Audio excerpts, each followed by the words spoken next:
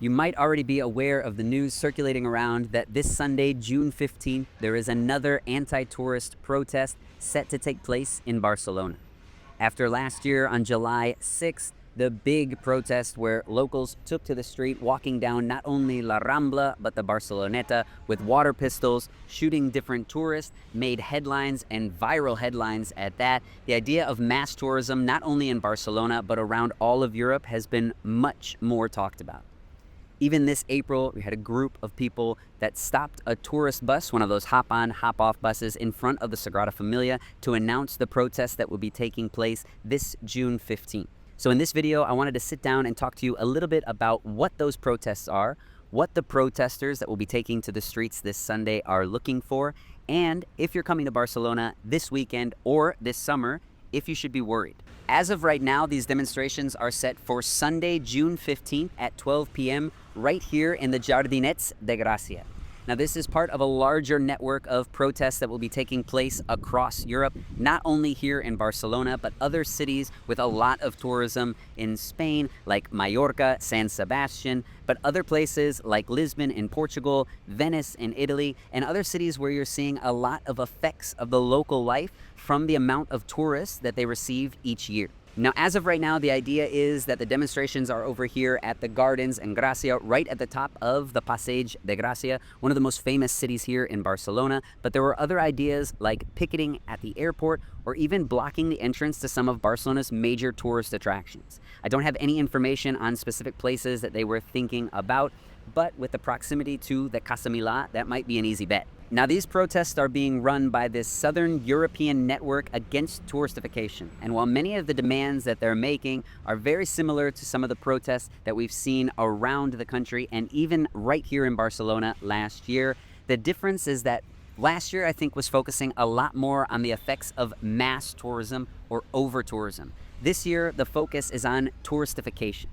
Now, I mentioned this in a video the other day, and someone questioned the use of that word, but touristification is really what you have to think of is the idea of placing a priority on tourists and not the local quality of life. So the argument is that most of the things that are being done, especially here in Barcelona, are being looked at more for the tourists than for the locals. And we'll take a look at each of the different things that they're asking for. But this is something that we're going to see common across many of these cities that are having the protests or joining into the different protests this Sunday. Now, the introduction of this new touristification concept really is taking a look at this culture of tourism first. And a lot of people here feeling like a lot of the decisions being made are taken looking at tourists more so than the daily local life. Now, it's not an idea of anti-tourist or anti-tourism. I think most people here would understand that you do need tourism, but there needs to be some sort of a balance. Now, on the opposite side, there's always the same arguments over again with how many people and how much that the tourists actually bring in to the city. When you look at numbers, Barcelona is a city with 1.7 million residents, but it had last year 15.5 million tourists that are coming in. So there's all of these side effects that come with that, apart from the good things that it does as well. Looking at 14% of the GDP that tourism brings to the city. All of the jobs, which is marked at over 150,000 different jobs linked to the tourism industry. A lot of people, and I'm sure there's going to be some comments that we'll see a little bit later if you check those down below, that Barcelona would be nothing without tourism. So yes, we do need tourism in the city. It brings in a lot, but there are those different side effects. So I think a lot of times what happens is that this anger against a system gets misplaced. And then a lot of times what happens after that is all of the media attention goes out to get out tourists. We don't want the tourists here or anything like that. But even the groups that are promoting these protests and driving all of this right now will tell you that it's not a problem of the tourists themselves, as much as that really kind of falls onto them, but it's a problem of the system. Now, what are these protesters looking for? And again, we can really only focus on these things that are specifically happening in Barcelona, but there seem to be some common threads across all of the different cities that are experiencing this large increase in the number of tourists that are coming in and how that's affecting the city and the surrounding areas.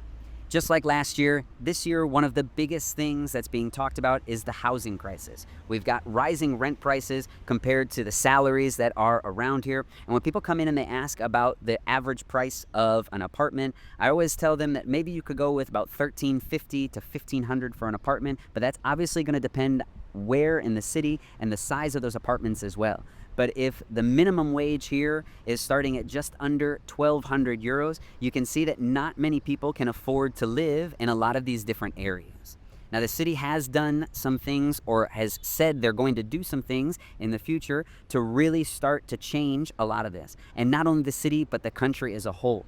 Just the other day, 65,000 Airbnbs across Spain were taken down from the platform that were said to be illegal Airbnbs.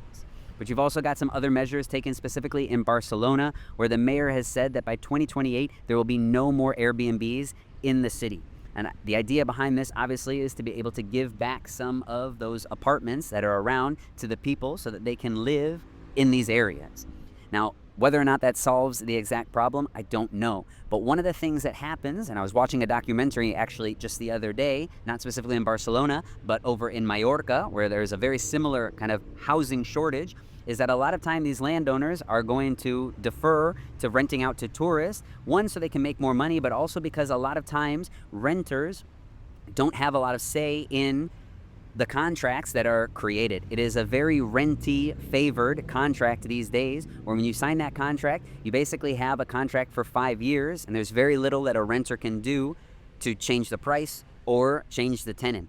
Now, that's a great thing for the rentees, but as a renter with kind of that business idea of a mindset, which is what all of these Airbnbs have really become, it's something that doesn't favor them as much. And so you see a lot of people asking for a bigger down payment, which some of the people here can't afford, especially on those salaries, and a lot of things that affect this whole idea of the housing market. But one of the other big things that you're going to see are the environmental damages that this amount of tourism brings in. Not only Barcelona, but other places really struggling with all the cruise ships coming in, all of the contamination, the pollution, and everything that is a result of all of those cruise ships. Flying in alone already brings in a lot, but a lot of these cruise ships are being targeted as one of these sources. In Barcelona specifically, one of the things that they've changed, you can only disembark or you can embark from Barcelona, but there's a lot less of these cruise ships that are coming through and just stopping for the day. It almost forces the tourists to spend some time in the city instead of just coming off the ship, not spending money anywhere, and then jumping back on that ship and continuing on their way. But one of the biggest things that I've seen with the environment, and one that I can really understand where the locals are coming from, is the drought that we've been in for almost the last 3 years. Now, a lot of that is changing in these past couple months with the amount of rain that we've been getting, but over the last 2 years, a lot of the fountains have been completely turned off. Locals and people that live here have been asked to use less water at home, showering and everything, but that's not something that was really forced on the tourists. And how do you really regulate that in hotels? I don't know. I'm not the one to be making these decisions, but it was something to see, well, tourists can be using all of this water, but we're getting penalized and not being able to use that. So I can understand where people are coming from with that environmental structure.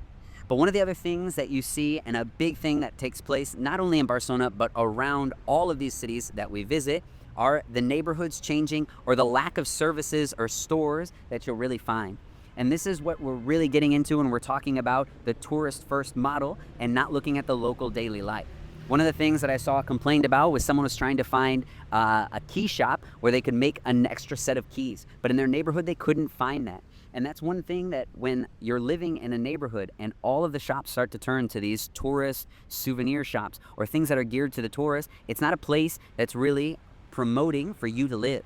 One of the other big things that I've heard about are a lot of times these bars, these restaurants, reserving their tables and their seats outside so that tour groups can sit there, but not the locals. If you're sitting by yourself, they weren't allowing people to sit down and enjoy a coffee.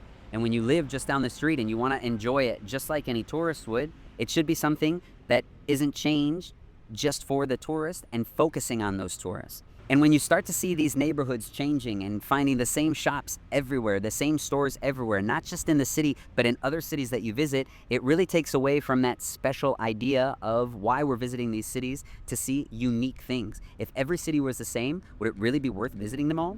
These are just some ideas that I wanted to share here, really to see both sides of the argument and understand what is going on. As I've been getting more questions about people coming for the day of the protest, or people that are going to be here over the summer and that are nervous with the anti-tourist sentiment that they get an idea of from all of the media sources that we're seeing. Now, like I said before, this is not something that is focused on tourists. This is something that is unfortunately falling on tourists as the protesters are trying to get a change in the system. And while I never support the idea of attacking tourists or making tourists' lives much more difficult, I do think that people coming and anybody visiting any place that they're going needs to be respectful of the area that they're in. That respect is going to make both sides have a much better time. There needs to be some sort of balance found in Barcelona with the number of people, and even the city themselves have said that they're getting to a limit where we cannot have more and more people coming in, and maybe taking a look at how that is specifically affecting the local lives and how we can find a better balance is going to be better for everybody. But in terms of being worried coming over to Barcelona, that's not something that I have ever felt, that Barcelona is a very dangerous place for tourists. It's a place that is and always has been a very welcoming place. Like I said before, just treating others with respect and understanding that you are visiting someone's home. Everyone's going to have a better time, and even if you're coming over and you will be here this Sunday, just know that the Passeig de Gracia is where a lot of the concentration of all of that is going to be. So one of the easiest ways to make sure you're not caught up in it is to not get over to this area at that time.